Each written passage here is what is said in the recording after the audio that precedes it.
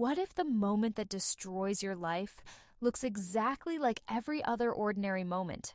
I found out about my husband's betrayal in the most mundane way possible, and that is what made it feel like my entire life had been quietly rotting beneath a perfectly polished surface. There were no lipstick stains on his collar, no late-night whispers behind locked doors, no sudden coldness that would have warned me. There was just a notification on his phone that lit up the kitchen table while he was in the shower, a message that should have meant nothing but instead cracked my world open with surgical precision. "Miss you already? When can I see you again?" I remember staring at those words for a long time, as if they might rearrange themselves into something harmless if I gave them enough patience. My hands did not tremble, not at first. I even picked up the phone calmly, almost curiously, like I was solving a puzzle that had nothing to do with me. But then I saw her name, Alina, a name I had never heard him mention, a name that felt too soft, too young, too alive compared to the life we had built together over 12 years of marriage. When he came out of the shower, wrapped in a towel and humming like everything in the world was exactly where it should be, I was still standing there with his phone in my hand. I remember the exact moment his eyes met mine and how the humming stopped mid-note, like someone had pulled a plug. "Who is Alina?" I asked, and my voice surprised me. It was steady, almost gentle, as if I were asking about a distant cousin. He froze, and in that silence, I knew everything. There are moments in life when truth does not arrive gradually, but crashes into you all at once, leaving no space for denial. That was one of them. I saw the guilt bloom across his face, the panic, the calculation. He opened his mouth, closed it, and then ran a hand through his wet hair, buying himself seconds that changed everything. "It's not what you think," he said finally, which is what people always say when it is exactly what you think. I laughed. Not loudly, not hysterically. Just a quiet, almost polite laugh, like I was humoring him. "Then tell me what I think," I replied. He didn't. And that silence became the loudest confession I had ever heard. That night, after hours of broken explanations and half-truths that crumbled under their own weight, I learned about her. She was 23, worked at a small design studio, liked coffee with too much sugar, and took pictures of sunsets, the kind of details he used to notice about me when we first met. He said it just happened, as if betrayal were some natural disaster that no one could predict or prevent. But what hurt the most was not the fact that he had been with someone else.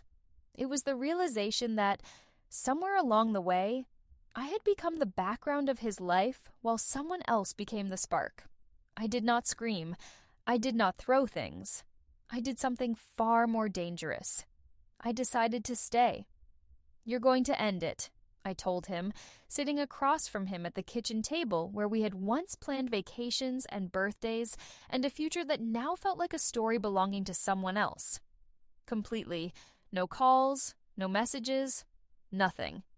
He nodded too quickly, relief flooding his face like he had just been handed a second life. "I will. I promise. I'll fix this. Fix this." As if our marriage were a cracked vase and not something shattered into invisible pieces.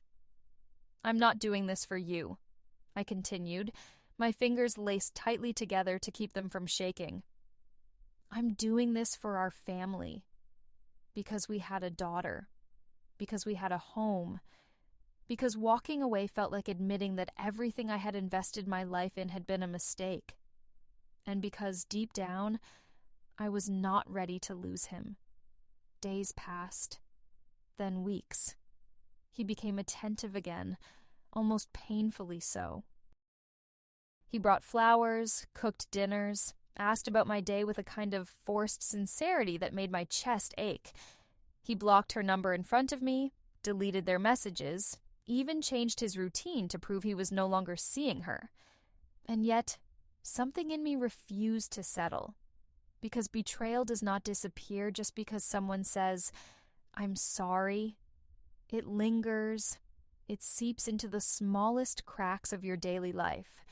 It makes you question every smile, every delay, every silence. And then, just when I started to believe that maybe, just maybe, we could survive this, she came back. Not through him, through me. It was a cold afternoon when someone rang the doorbell. I wasn't expecting anyone. Our daughter was at school, and my husband was at work. I almost didn't open it. But I did. And there she was. Alina. She looked even younger in person, almost fragile, with wide eyes that carried a mixture of fear and determination. For a second, we just stood there, staring at each other, two women connected by a man who was not even present. "I need to talk to you," she said. I should have closed the door. I should have told her to leave, to disappear from our lives the way he had promised she would. But something in her voice, something trembling and urgent, made me step aside. She walked in slowly, as if entering Chuzhu territory, her gaze flickering around the house, taking in the life I had built. "What do you want?" I asked, crossing my arms, trying to hold on to whatever dignity I had left. She hesitated. Her hands moved instinctively to her stomach, and in that moment, before she even spoke, I felt the ground shift beneath me. "I'm pregnant," she said softly. The words did not explode. They sank, slowly, heavily, irrevocably. And it's his. Silence filled the room, thick and suffocating. I could hear the ticking of the clock on the wall, each second stretching into something unbearable. I looked at her trembling lips, at her eyes searching mine for something, understanding, maybe, or mercy. But all I felt was a cold, rising certainty that whatever fragile piece I had tried to rebuild was about to be destroyed all over again. And this time, I wasn't sure I would survive it. I don't remember how long we stood there in silence after she said it. Time didn't just slow down, it fractured. Every second stretched into something unbearable, like I was being forced to live inside a moment that refused to end. "I'm pregnant," she repeated, quieter this time, as if the first confession hadn't done enough damage. I finally exhaled, though I hadn't realized I'd been holding my breath. "And you came here? Why?" I asked, my voice sharper now, colder. "To what? Introduce yourself properly? Or to ask me to step aside?" Her eyes filled with tears, but she didn't look away. I noticed that about her immediately. She didn't hide. That alone made her more dangerous than I had expected. "I didn't know he was still with you like this," she said. "He told me things were complicated, that you were already distant, that it was basically over." I almost smiled. Of course he did. Men like him never leave one life before starting another. They build bridges between lies and call it love. "And now?" I asked. "What did he tell you now?" "That he ended it," she whispered. "That he chose you." The way she said it, not with anger, but with something broken, made something twist inside me. For a brief, unwanted second, I saw not a rival, but a girl who had also been lied to. But that sympathy burned out quickly. "And yet you're here," I said, stepping closer. So clearly that wasn't enough. She swallowed hard, her fingers gripping the fabric of her coat. "I thought he deserved to know," she said, "about the baby." The baby, not a mistake, not a situation, a baby. The word echoed in my mind like a verdict. "And you thought I deserved to hear it from you?" I asked. "No," she admitted, her voice trembling. "But I knew he wouldn't tell you." That hit me harder than anything else, because deep down, I knew she was right. I turned away from her, walking toward the kitchen just to put distance between us, between her presence and the life I'd been trying to hold together with bare hands. "You need to leave," I said finally, gripping the edge of the counter. "You've said what you came to say." "I'm keeping it," she added quickly, the words spilling out like she was afraid I'd shut her out before she could finish. I need him to be part of this. I can't do it alone." I closed my eyes. There it was. Not just a confession, but a demand. And suddenly, everything became terrifyingly clear. This wasn't over. It had never been over. "Get out," I said, louder this time. She hesitated, as if she wanted to say more, but something in my face must have warned her. She nodded slowly and walked toward the door, her steps hesitant, uncertain. But just before she left, she turned back. "He loves you," she said. I let out a bitter laugh. "No," I replied. "He loves himself." And then she was gone. The house fell into a silence so heavy it felt unnatural, like the walls themselves were holding their breath. I didn't cry. Not yet. Because something colder had taken over. Something sharper. Something that understood one thing with absolute clarity. I was about to lose everything. When my husband came home that evening, I already knew how the conversation would go.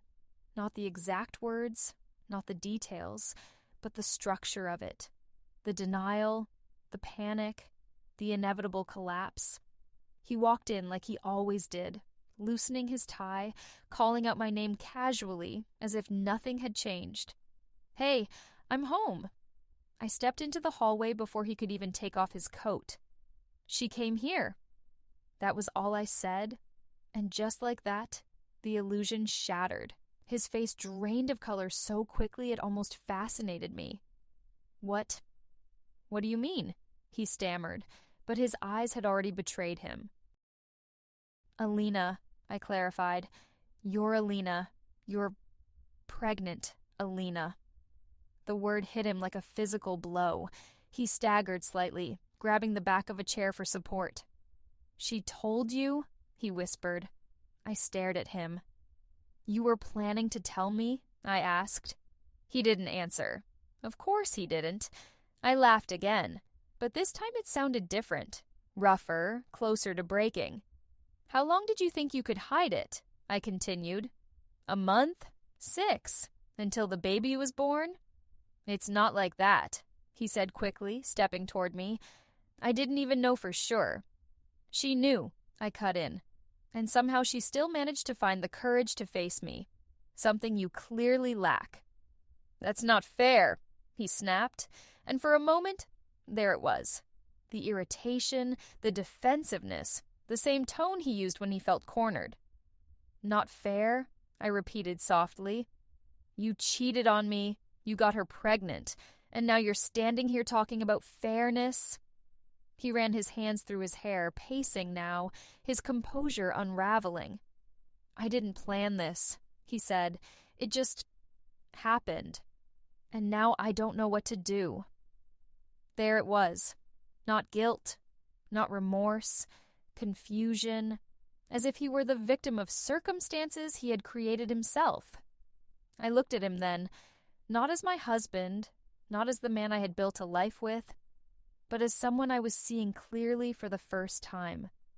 And what I saw terrified me. "Do you want that child?" I asked quietly. He froze. The question hung in the air between us, heavy and inescapable. I don't know," he admitted. That was the moment something inside me cracked. Not loudly, not dramatically, just quietly. Because uncertainty, in that moment, felt worse than betrayal.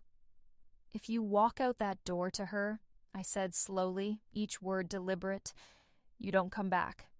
He looked at me, truly looked at me this time, as if realizing that the ground beneath him was no longer stable. "And if I stay?" he asked. I held his gaze. Then you end it. Completely. For real this time. And the baby? He whispered. I didn't answer right away, because there was no answer that wouldn't destroy me. Finally, I said the only thing I could. That's your problem, I replied. But even as the words left my lips, I knew this was no longer something he could solve, because the truth had already begun to surface. And something about her story didn't feel right. The first night after that conversation, I didn't sleep at all. I lay beside him in the same bed we had shared for years, listening to his breathing, steady and heavy, as if nothing had changed, as if our world hadn't cracked open and exposed something rotten beneath it. I stared at the ceiling until the darkness began to blur, until thoughts stopped forming clearly and instead turned into fragments that refused to settle. There was only one thing I knew for certain, and it pulsed inside me like a second heartbeat. I didn't believe her. Or rather, I didn't believe everything. It wasn't logic. It was instinct. Something in the way she had spoken, something in the timing, something in the strange calm behind her fear. It didn't fit together. And once that doubt appeared, it refused to let me go. By morning, I had already made a decision. If my life was falling apart, I was not going to stand there and watch. I was going to dig. I was going to find the truth, no matter how ugly it turned out to be. I didn't tell him anything. That was the first step. I watched him instead, observed the way he moved, the way he avoided my eyes just a second too long, the way he checked his phone when he thought I wasn't looking. He said he hadn't spoken to her again. He said he was trying to fix things. He said everything I wanted to hear. But his words had already lost their value. So I followed a different path. I went to her. Not to confront her this time, not to scream or demand answers. I went because I needed to see her again. And this time, I needed to listen. She didn't expect me. That much was obvious from the way her face changed when she opened the door. Surprise first, then hesitation, then something else. Something almost like relief. I didn't think you'd come, she said quietly. I didn't think I would either, I replied, stepping inside before she could change her mind. Her apartment was small, modest, filled with unfinished details. A life in progress. There were sketches pinned to the walls, half-empty cups of coffee, a jacket thrown carelessly over a chair. It was nothing like my home. Nothing stable, nothing permanent. It suited her. I'm not here to fight, I said, turning to face her. I just want the truth. She let out a shaky breath. I told you the truth. No, I said calmly. You told me your version. She looked down, her hand instinctively resting on her stomach again, and that gesture, that automatic, almost protective movement. It should have convinced me. It should have ended my doubts. But it didn't. When did you find out? I asked. She hesitated. A few weeks ago. And you were still seeing him then? Yes. And you're sure it's his? I asked, watching her closely now, not just listening to her words, but to the spaces between them. She froze. Just for a second. But it was enough. The silence stretched, thin and fragile, like something about to tear. I wouldn't lie about that, she said finally, but her voice had changed, slightly, almost imperceptibly. But I heard it, because I was listening for it. I stepped closer. You wouldn't? I asked softly. Or you can't afford to. Her eyes snapped up to mine, and for the first time, I saw something break through her composure. Fear. Real fear. I don't know what you're trying to say, she whispered. I held her gaze, unblinking. I'm saying that this doesn't add up, I replied. And I think you know it. Her lips parted, but no words came out. And in that moment, I knew I wasn't wrong, but I still didn't have the whole truth. The answer came from a place I didn't expect. 3 days later, I received a message. Not from her, not from him, from a number I didn't recognize. "I think we need to talk about Alina." I stared at the screen for a long time, my pulse quickening, that same instinct rising again, stronger now. "Who is this?" I replied. The response came almost immediately. "Someone who knows she's lying." That was enough. We met that evening in a quiet cafe on the edge of the city, the kind of place where no one asks questions and no one remembers faces. I arrived first, my mind already racing through possibilities, through scenarios that felt more and more dangerous the longer I thought about them. When he walked in, I recognized him instantly, not because I had seen him before, but because something about him fit. Late 20s, tired eyes, the kind of tension in his posture that comes from carrying something heavy for too long. "You came?" he said, sitting across from me. "I don't like unanswered questions," I replied. He nodded, as if he understood that more than most. "She told you she's pregnant," he said. "Yes." "And that it's your husband's." I didn't respond, because suddenly I knew what he was about to say. "It's not," he continued. There it was, the moment everything shifted. "What do you mean?" I asked, even though my chest had already tightened with something dangerously close to certainty. He leaned forward slightly, lowering his voice. "Because the child is mine." The words landed like a shockwave, but not the kind that destroys everything instantly. No, this was worse. This was the kind that rearranges reality piece by piece. "She was seeing both of you," he added, "at the same time." I felt something cold spread through me, but it wasn't pain. It was clarity. "Does my husband know?" I asked. He shook his head. "No, and she's not planning to tell him." "Why?" He let out a bitter laugh. "Because your husband has something I don't," he said. "Stability. Money. A future." I leaned back slowly, the pieces finally beginning to fit together in a way that made sense. The fear in her eyes, the hesitation, the timing. It wasn't about love, it was about survival. "And you?" I asked. "Why tell me?" His expression hardened. "Because I'm not going to let her build a life on a lie that involves my child," he said, "and because you deserve to know who you're really dealing with." Silence fell between us, but this time it wasn't suffocating. It was sharp, focused, decisive, because now, for the first time since this nightmare began, I had power. I stood up slowly, my mind already moving ahead, already calculating, already planning the next step. "Are you sure?" I asked one last time. "I've seen the test results," he said. "The dates match. It's mine." I nodded, and as I walked out of that cafe, one thought echoed in my mind, clear and unshakable. This wasn't over, not even close, because now I held a truth that could destroy all of them. And for the first time, I was no longer the victim. I was the one holding the final move.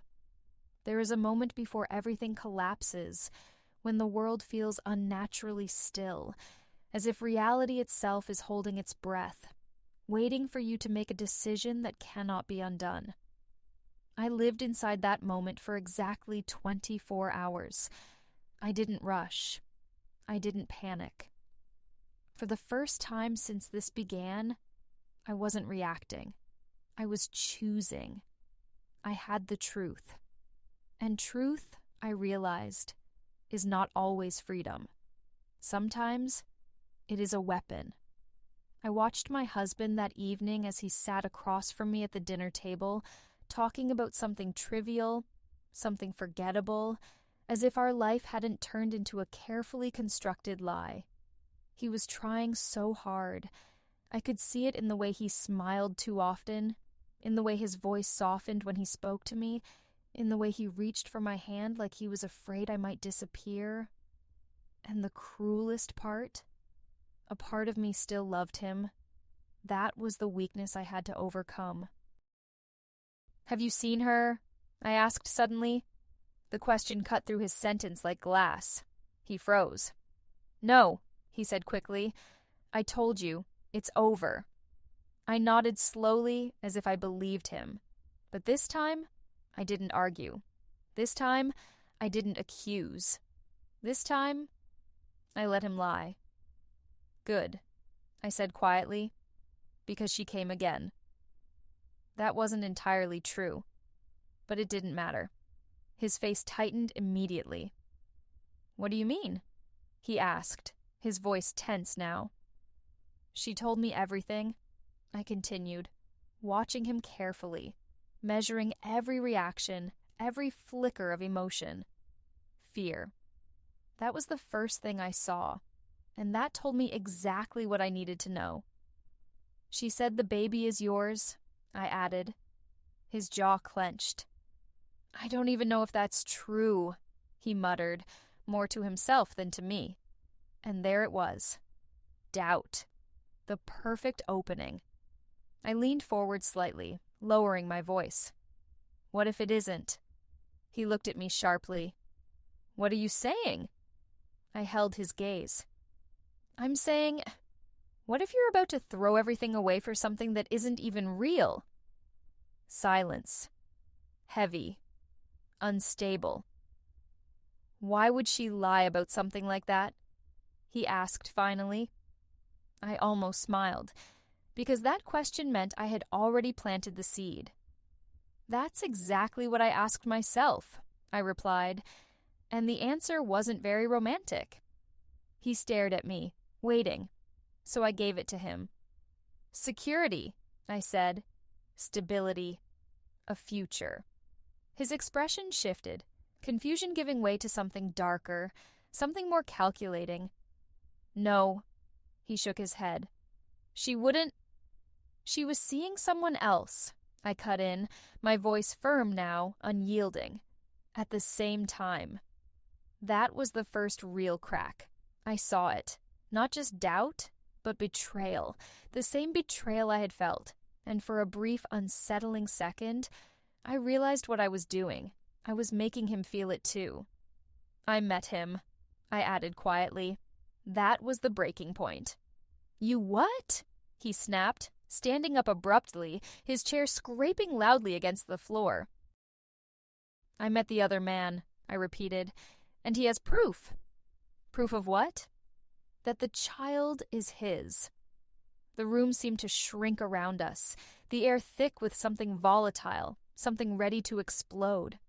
He ran his hands through his hair, pacing now, just like he had that night, just like a man losing control of a situation he thought he understood. "This doesn't make sense," he muttered. Why would she say it's mine?"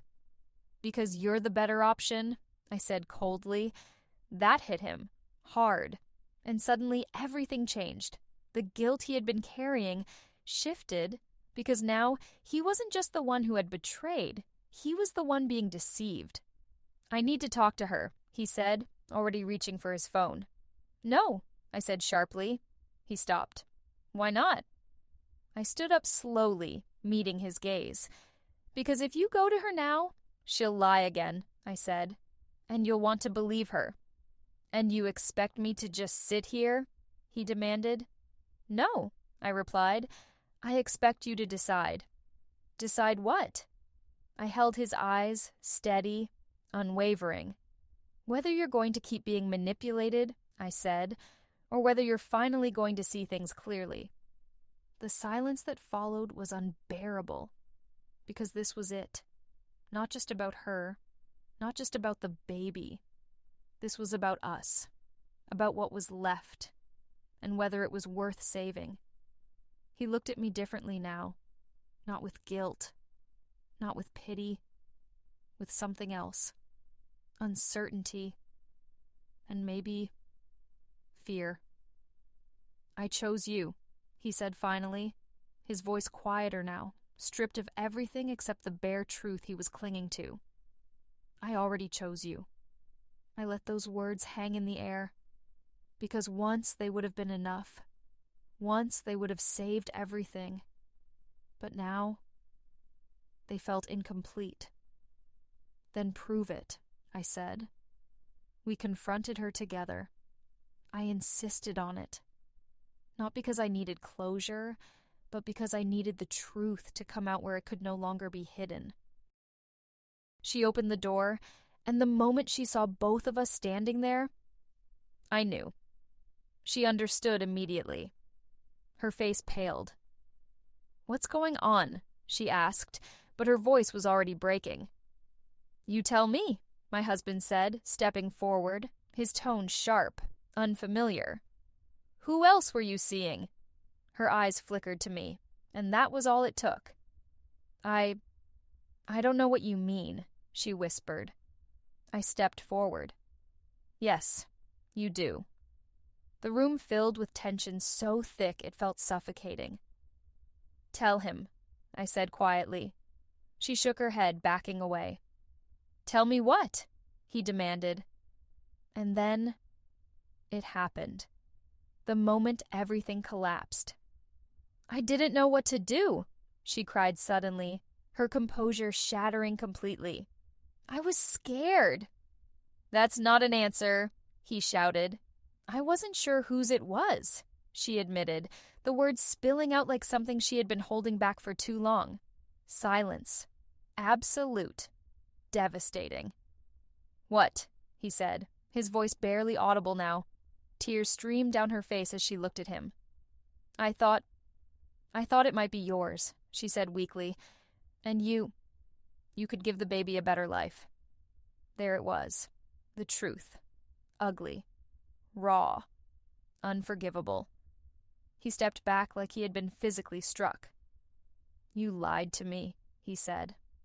She didn't respond, because there was nothing left to say. And in that moment, everything we had all been holding on to collapsed. Completely. After that moment, silence became something else entirely. It was no longer heavy or suffocating. It was empty. Hollow. Like everything that had once held meaning had been stripped away, leaving only the bare structure of what used to be our lives. We left her apartment without another word. I didn't look back. Not at her, not at the place, not at the version of my life that had almost been destroyed by a lie that wasn't even hers alone, because that was the truth I had finally accepted. This wasn't just about her deception, it was about his. It was about mine. It was about everything we had chosen not to see. The walk to the car felt longer than it was. The air was cold, sharp against my skin, grounding me in a reality that no longer felt familiar. He walked beside me, but not with me. There was distance now, something invisible, but undeniable. When we got inside, he didn't start the engine right away. He just sat there, hands on the wheel, staring straight ahead. "I didn't know," he said finally. I turned my head slightly, studying his profile. "I believe you," I replied. And I did. That was the strange part. After everything, I believed him. But belief wasn't enough anymore. "I thought," he continued, his voice rough, like every word cost him something. "I thought I was making a mistake, but at least it was real, that it meant something." I didn't interrupt, because I needed to hear this. "All of it was a lie," he added quietly. "No," I said. He looked at me then, confused. "Not all of it," I continued. "You still chose her. That part was real." That was the truth he couldn't escape, and I wasn't going to let him. He looked away again, his jaw tightening, his grip on the steering wheel tightening with it. "I chose wrong," he said. Simple. Honest. Too late. The engine started. We drove home in silence. Life didn't go back to normal. There is no normal after something like this. There is only what comes after. Days passed, then weeks. We moved around each other carefully, like two people learning how to exist in the same space without reopening wounds that hadn't even begun to heal. He tried. I saw it in everything he did. In the way he showed up earlier, stayed closer, spoke softer. In the way he looked at me now, not with certainty, but with something fragile. Fear of losing me, but fear is not love. And love had become something I no longer fully understood. Our daughter laughed the same way she always had. The house looked the same. The routines continued. From the outside, nothing had changed. But inside me, everything had. Because once you see the truth, you can't unsee it. And the truth was this. I had fought to keep my family. I had exposed a lie. I had won. So why did it feel like I had lost something I could never get back? One evening, weeks later, I found myself sitting alone in the living room, the house quiet around me, wrapped in a stillness that felt almost peaceful. He came in slowly, hesitating in the doorway like he wasn't sure if he was allowed to enter. "Can we talk?" he asked. I nodded. He sat across from me, just like that night, but everything between us had changed. "I know I don't deserve another chance," he began. "I know that, but I'm asking anyway." I watched him. Not the man I married, not the man who betrayed me, just him. "I'll spend the rest of my life fixing this," he said, "if you let me." There it was, the offer, the possibility, the question I had been avoiding. Forgiveness. I looked down at my hands, remembering how steady they had been that first night, how controlled I had been, how determined I was to keep everything from falling apart. And I realized something. I had succeeded, but I had never asked myself, at what cost? "Do you love me?" I asked quietly. He didn't hesitate. "Yes." I nodded slowly. "I think you do," I said. "In your way." That made him flinch, but I don't know if that's enough anymore. The words hung between us, fragile and final at the same time. He didn't argue, didn't try to convince me. For the first time, he understood that this wasn't something he could fix. This was something I had to decide. If you've made it this far, then you already know this isn't just my story. It's a question, a choice. What would you do? Would you forgive? Would you stay? Or would you walk away, even after everything you fought to save? If this story made you feel something, if it made you think, don't forget to like and subscribe, and tell me in the comments, because I still don't know the answer. That night, I stood in the doorway of our bedroom for a long time. He was already inside, waiting, not speaking, just waiting. And I realized that this moment, this quiet, ordinary moment, was the real ending. Not the betrayal, not the lie, not even the truth, but this, the choice. I took a step forward, then stopped, because for the first time in my life, I understood something terrifying. Sometimes there is no right decision, only the one you can live with. And as I stood there, looking at the man I once knew, I asked myself a question I still haven't answered. Can you rebuild something if you'll never see it the same way again?